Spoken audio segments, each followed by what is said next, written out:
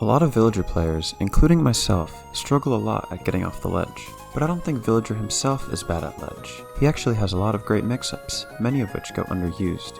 In this video, I'll cover a bunch of new ways to get off ledge that you can add to your bag of tricks. Keep in mind, all of these have counterplay, and there's no one right answer that magically gets you back to center, but you should be cycling through a bunch of these depending on how your opponent is ledge trapping you. A common response to people reacting to your ledge jump is to jump and swing at you with an up air. If you jump and throw out a slightly delayed down air, it'll hit people trying to come at you from below. This can be a powerful reversal, and your opponent will have to start respecting it if they're paying attention. Luckily, if they play around it, we can play around them. If they decide to challenge you from the side instead of below, you can mix them up with something like a waveland or neutral getup. If they choose to wait out the down air on the ground, you're free to then double jump back to center. Lloyd Rocket is the source of a bunch of Villagers mix-ups from ledge. By putting out a Lloyd around here before grabbing ledge, you open a lot of avenues for you to make it out. I'd mostly recommend trying this when you still have a double jump, since your options can be kinda limited without it. Air dodging in can work if your opponent isn't prepared, but can get called out pretty hard if they're ready for it.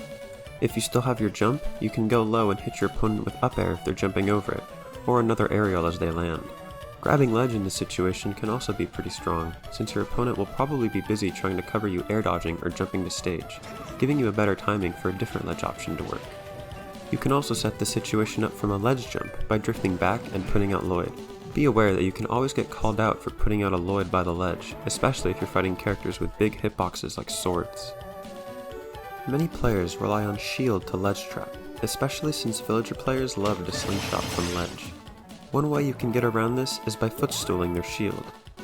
This mostly works against people who are really committed to shielding, but can even work if they attack thanks to the invincibility frames on footstool. This is even more powerful in conjunction with Lloyd, since shield is a really common response to the Lloyd situation from earlier. This is a simple one, but if you're struggling to get off ledge in tournament, Kalos may be a good counterpick. Being able to wall jump from ledge without using your double jump first gives you easier access to stronger Lloyd mix-ups, and the platform here is really good to retreat to.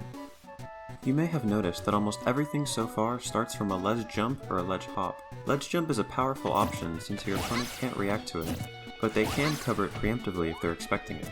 Don't forget to cycle in the basic options like neutral getup and roll with the rest of your mix-ups, since they can get you back to center if your opponent is trying to read your jump. That's about all I have for this video. Keep in mind that this isn't a complete list of ledge options, and like everything else in Smash, there's a lot of nuance to these situations. Things can change depending on the character you're fighting, their position, your timing, and many other factors. I encourage you to try some of these out in matches, and hopefully this video also serves as somewhat of an introduction to the RPS of ledge trapping. This is my first video in this series, so I'd love to hear your feedback. Let me know what topics I should cover next, and thanks for watching.